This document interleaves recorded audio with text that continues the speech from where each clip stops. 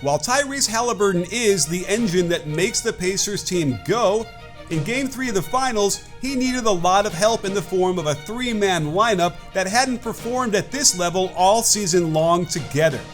Add to that their special sauce in the half-court offense, and you've got a team halfway towards an NBA title.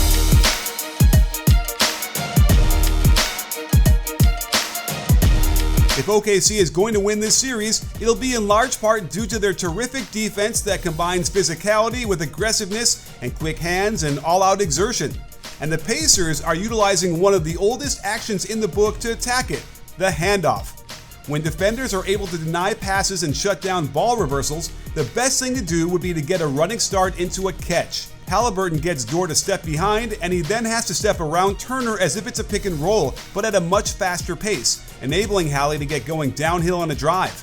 Wallace ignores his man to stop the penetration, opening up a kick for a wide-open corner three. Unfortunately, Nembhard takes way too much time to shoot it. Get action is one of the best ways to combat an aggressive defense, as Nembhard reverses it while following the ball back for a handoff. The problem with this whole sequence, as we see them weave multiple handoffs together, is that the angle of the cut doesn't allow for Nembhard to get going downhill since the initial pass was at an angle towards the half-court line.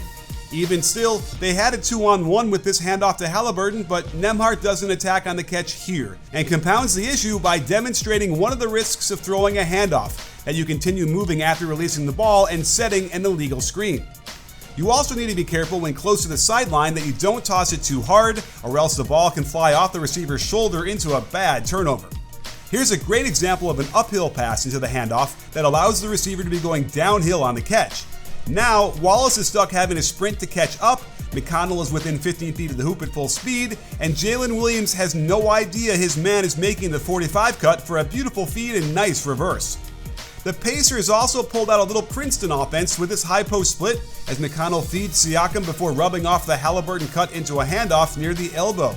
Because TJ isn't much of a shooter, Wallace can go way under and cut him off, and with this much airspace between his body and the ball, it's no surprise McConnell can't muster enough power to get the ball in the basket. They also can disguise the get action by making it look like it could be a step-up ball screen, but then make the quick pass to the big.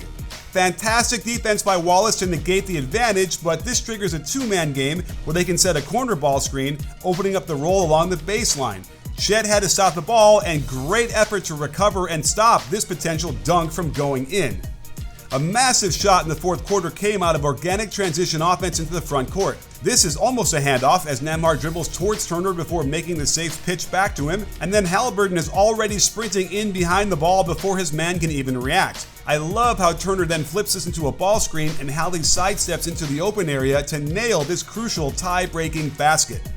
And here's that same high post split. This time, the passer sets a stationary screen for Hallie, and this is the best angle to receive the handoff while heading downhill. You can see here how it compresses the defense and opens up some options for Haliburton. The skip is risky, Caruso is stunting and maybe gets a hand on the pass to the corner. If Nembhard runs weak side, maybe there's a skip there as SGA has his back turned to his man, but the easiest pass is to Turner, who should have pivoted and fired it to the corner, but instead, J-Dub gets an excellent strip into a turnover. Now let's look at the most effective play the Pacers run in the half court, since it also incorporates handoffs and get action. It starts with a pick and roll on the left side near the midcourt line, but this is false action as Hallie will immediately hit the pinch post on the right side and sprint after it for the handoff. Notice how he's got a two-step lead over his defender upon the catch at full speed. The roll by Toppin collapses the defense below the free throw line, leaving a very long closeout for Ben Sheppard to attack, and we're treated to an old-fashioned shot fake two-dribble pull-up from 13 feet. Here it is again, and after the ball screen, you'll see Chet knows the play and denies the ball back to the pinch post. Hallie then gallops to make it look like he'll use Turner as a ball screener, only to cross over back to the middle and get to his patented one-foot floater game from the nail before Chet can even react. With Hartenstein in, he's less inclined to deny the pass to the high post, but this time Dort beats him to the spot to prevent the handoff. Great read by Hallie to cut back for the ball and force a mismatch. While they initially were going to attack Dort on Turner down low, they opt to let Hallie cook Hartenstein from the perimeter. This draws a full rotation from SGA, opening up another long closeout for Sheppard to attack and somehow reach back with the water polo toss into the basket. They can turn this action into a double ball screen to the right if Hallie doesn't want to give the ball up late in the game, and while the defense contains it pretty well, Chet had to sprint deep into the lane to recover, allowing Turner to bulldoze his way right to the rim for the strong finish to increase their slim lead late. Now let's look at a three-man lineup that was simply the difference for the Pacers in Game 3. And interestingly, it's a group that hasn't been amazing for them throughout the year or even this year's playoffs till now. But there was magic in the air with TJ McConnell, Ben Mathurin, and Obi Toppin on the court together. It started defensively when they wanted to attack Mathurin in the pick and roll. Watch how he uses a crossover step to accelerate alongside Williams while keeping his torso square. Nesmith offers a hand and they get exactly what they want, a contested midi. The Thunder want to press in the backcourt, but they quickly found out you can't really do that against McConnell. He's too fast with the ball as he blows by Wallace as if he didn't know about TJ's speed. And this should be Chet's help, not Caruso's, who gets caught in between, and Mathurin nails the double pump three in impressive fashion. Here's zoom action for SGA as he gets a pin down into handoff that forces Toppin to pick him up. But the special sauce is McConnell. He has to not only bump down to the rolling Hartenstein, but he then has to recover to his man in the corner. He does one better, snatching the skip pass out of the air for another stop. Siakam was a key point of emphasis for the Pacers, trying to get as many mismatches for him as possible. TJ sees the post up from the backcourt and gets it there early, and once Mathurin sees his man reaching in on a dig down double team, he's cutting and just leveraging SGA out of the way for the tough layup. McConnell is just a dynamo out there on the court, pushing himself harder than anyone else. And though he has his shooting struggles because of his high set point, when he's got good speed and energy up into the jump, he can knock down 13-footers. Mathurin was a story on offense as TJ tells Obi to get it to Ben and let him cook. Watch how he literally throws the dribble out in front of him to let him get extra steps into his sick hezzy spin move on J-Dub. He draws the contact, gets into the shot, and this move should make SGA proud. It just felt like OKC didn't respect TJ's speed all game long as Wallace is lackadaisical in getting back to his position here.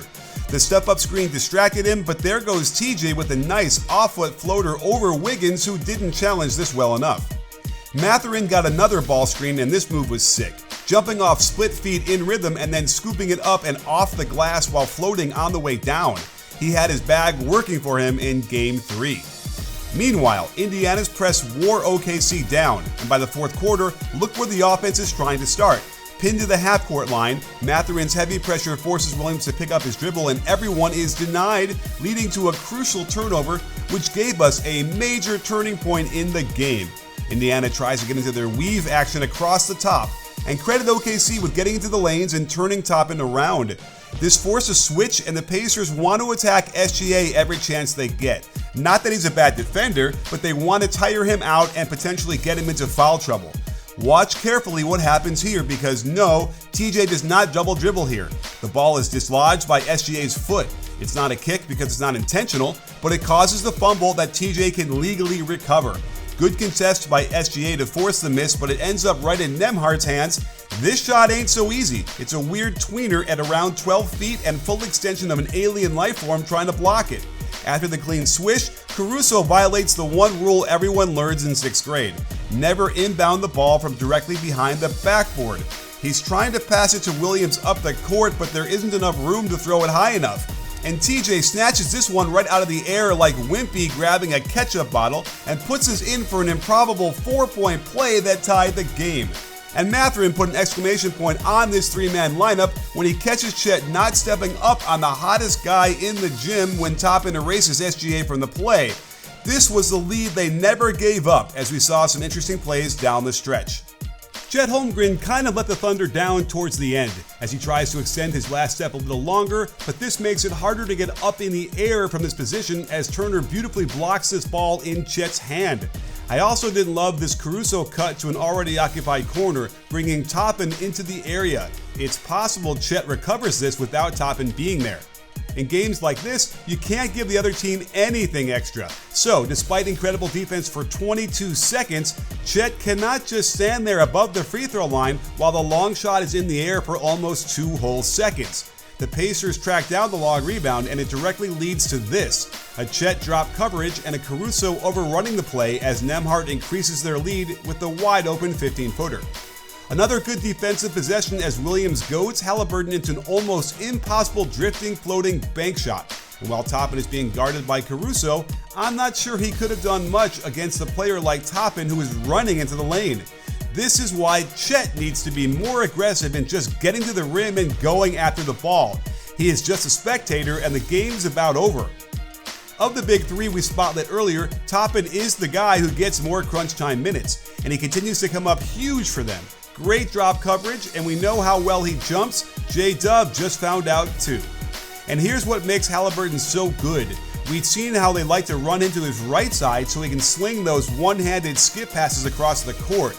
Well, he's just as good going to his left, and I want you to appreciate how he can jump in the air, throw a two-hand overhead pass with pinpoint accuracy, where Nesmith can take advantage of SGA giving him 3 inches of extra space on the closeout to hit this dagger of a shot. It's a game of inches, and had this pass been even a little bit off, the shot probably doesn't go in. OKC had one last chance, and I want to go on record as saying this should have been called the flagrant one.